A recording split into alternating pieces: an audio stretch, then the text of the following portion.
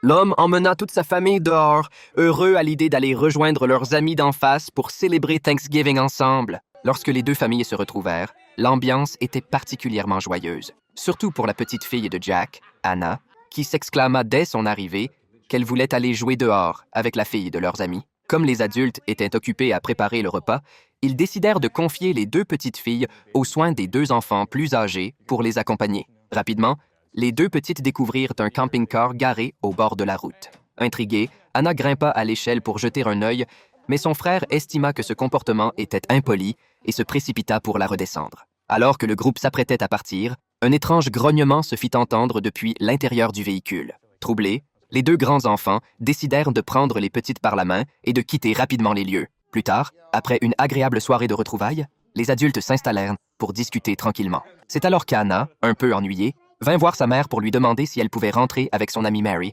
car elle avait perdu son sifflet préféré. Mary accepta de l'accompagner pour l'aider à le retrouver. Comme la maison de Jack se trouvait juste de l'autre côté de la rue, la mère d'Anna ne s'inquiéta pas trop, mais elle insista pour que les deux filles soient accompagnées par les grands enfants. Cependant, Bob, l'ami de Jack, refusa de les laisser partir immédiatement. Il exigea que les deux filles chantent une chanson avant de les laisser partir. N'ayant pas d'autre choix, Anna et Mary y interprétèrent maladroitement une comptine qu'elles avaient elles-mêmes modifiée. Après quelques rires et applaudissements, les deux fillettes quittèrent joyeusement le salon en sautillant. Mais les adultes, plongés dans leur discussion, étaient loin d'imaginer que ce qui les attendait allait rapidement virer au cauchemar. Le temps passa et, sans qu'ils ne s'en rendent compte, plus de 2 heures s'étaient écoulées. Alors que Jack s'apprêtait à dire au revoir à son ami, il réalisa que son fils et la fille aînée de Bob étaient encore présents. En jetant un regard autour de lui, il ne vit ni Anna ni Mary. Inquiet, il demanda alors à son fils où elles étaient parties. Face à la question de son père, le garçon parut perplexe et répondit que sa sœur ne lui avait jamais demandé de l'accompagner.